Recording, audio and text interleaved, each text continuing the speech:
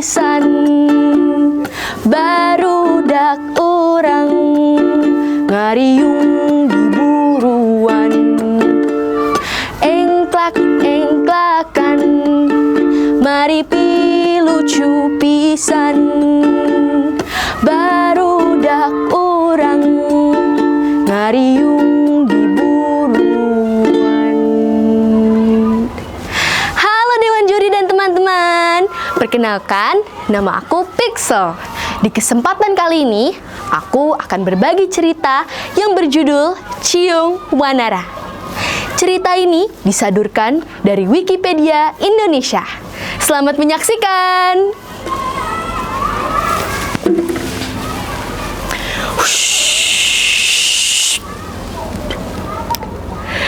Dahulu kala, berdirilah sebuah kerajaan besar di Pulau Jawa yang bernama Kerajaan Galuh. Kerajaan Galuh dipimpin oleh seorang raja yang bijaksana yang bernama Prabu Permana Dikusuma. Sang raja memiliki dua istri, yaitu Dewi Naganingrum dan Dewi Pangrenyep. Suatu ketika, sang raja memutuskan untuk menitipkan kerajaannya pada salah seorang menteri yang bernama Arya Kebonan. Wahai menteriku, aku akan melakukan meditasi. Gantikanlah aku sebagai raja untuk memimpin kerajaan ini. Dan tenang saja, dengan kesaktianku akan kuubah wujudmu menjadi lebih muda dan akan kuberi gelar Prabu Barma Wijaya. Arya Kebonan pun menerima titah sang raja. Hanya saja, Barma Wijaya bertindak sewenang-wenang terhadap rakyatnya. Waktu pun berlalu, kedua permaisuri pun mengandung. Dewi Pangrenyep melahirkan seorang putra yang diberi nama Haryang Banga. Sementara itu, ketika Barma Wijaya mengunjungi Dewi Naganingrum, hal aneh pun terjadi. Dari kandungan Dewi Naganingrum terdengar suara yang mengejutkan Barma Wijaya. Suara itu berkata, "Barma Wijaya, kau telah mengingkari janjimu. Semakin banyak kekejaman yang kau buat, maka kekuasaanmu akan semakin pendek." Mendengar hal itu, Barma Wijaya mencoba untuk memikirkan sebuah rencana untuk menghasut Dewi Pangrenyep dan menyingkirkan Dewi Naganingrum jauh dari istana bersama putranya. Dewi Pangrenyep, tidakkah kau ingin putramu kelak menjadi raja? Tapi, jika Dewi Naganingrum melahirkan seorang putra mahkota, maka putramu tidak akan bisa menjadi raja. Kau benar. Lalu, apa rencanamu agar putraku tetap bisa menjadi raja? Akhirnya, Barma Wijaya pun menceritakan rencana jahatnya untuk menyingkirkan Dewi Naganingrum bersama putranya. Tanpa berpikir panjang, Dewi Pangrenyep pun menyetujui rencana itu. Hari yang dinantikan pun tiba. Dewi Naganingrum melahirkan seorang putra mahkota. Dewi Pangrenyep yang membantu persalinannya pun mulai menjalankan rencana jahatnya. Bayi Dewi Naganingrum yang baru lahir dihanyutkan ke Sungai Citanduy dan digantikan oleh seekor anak anjing. Dewi Naganingrum, ini sungguh kejadian yang sangat memalukan bagi kerajaan Galuh. Bagaimana mungkin seorang permaisuri melahirkan seekor anak anjing? Aku tidak akan membiarkan kejadian ini diketahui oleh orang lain. Uwalengser, bawa Dewi Naganingrum jauh dari istana dan asingkanlah ia ke dalam hutan belantara. Sebagai abdi kerajaan, Uwalengser tidak bisa melakukan apapun, walaupun ia sangat berat hati melakukannya. Jadi, sesampainya di tengah hutan, Uwalengser menemukan tempat yang aman dan membangun sebuah gubuk untuk Dewi Naganingrum. Di sisi lain, keranjang yang berisi bayi Dewi Naganingrum pun terbawa arus Sungai Citanduy dan terperangkap oleh sebuah bubuk ramba. Nah, apakah teman-teman tahu apa itu bubuk ramba? Bubuk ramba adalah alat penangkap ikan yang terbuat dari anyaman bambu. Biasanya, orang zaman dulu menggunakan alat ini untuk menangkap ikan. Kebetulan, alat tersebut dimiliki oleh sepasang suami istri, yaitu Aki dan Nini Balangantrang, di desa Geger Sunten. Aki, Kadia, tinggali ayah orok. Aki, gerah Kadia. Mendengar teriakan Nini pun, Aki segera turun ke sungai dan mengangkat keranjang bayi tersebut. Betapa senangnya mereka, dan mereka pun memutuskan untuk merawat bayi itu dengan penuh kasih sayang.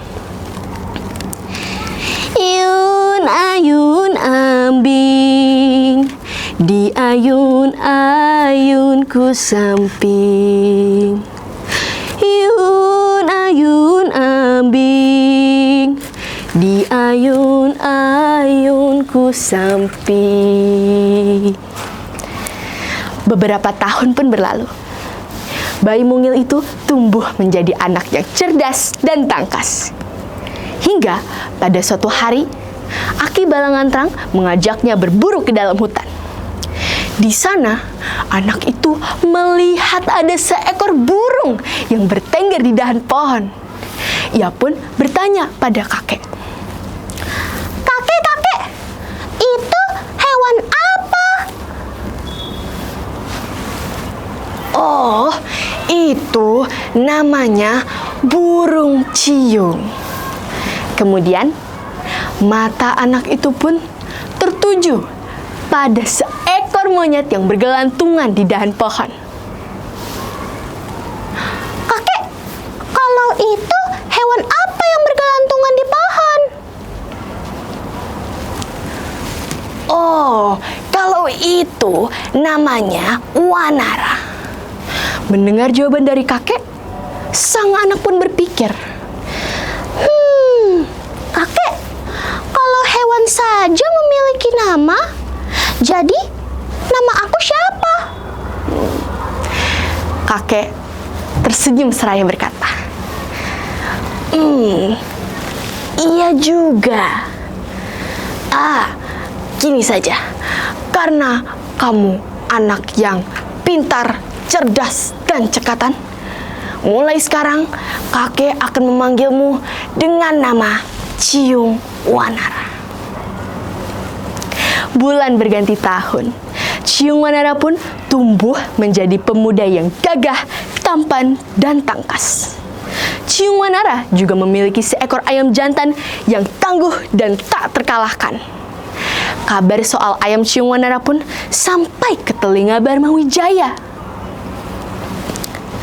Walengser, ku dengar di sini ada seorang pemuda yang memiliki ayam yang belum pernah terkalahkan. Cari dan bawa pria itu ke sini. Bertemulah Walengser dan Ciung Wanara.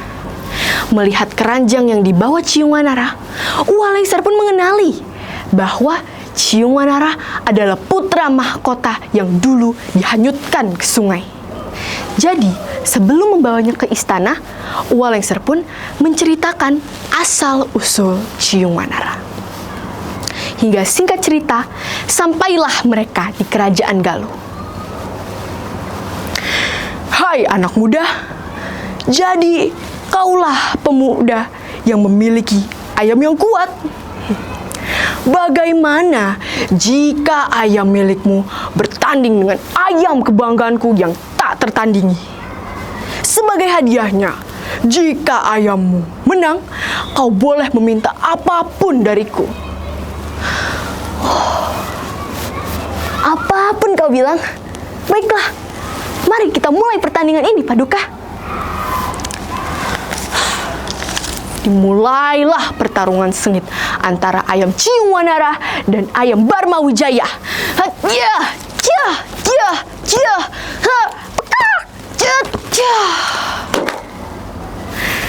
Pada pertarungan tersebut, ayam Barmawijaya pun tersungkur dan mati, membuat ayam Ciwanara menjadi pemenangnya.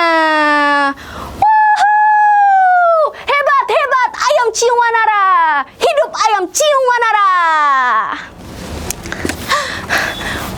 Wahai Paduka, ayamku telah memenangkan pertarungan ini. Maka sesuai dengan janjimu, aku ingin menjadi raja dari sebagian wilayah kerajaan Galuh ini. Akhirnya, Ciwanara pun menjadi raja dari kerajaan Galuh. Terbongkarnya kejahatan Barmawijaya dan Dewi Pangranyep membawa mereka pada hukuman yang setimpal. Nah, situs Ciwanara ini masih dapat kita temukan di daerah Karangkamulya, Kabupaten Ciamis, Provinsi Jawa Barat. Sekian dari saya, terima kasih sudah mendengarkan. Sampai jumpa, dadah!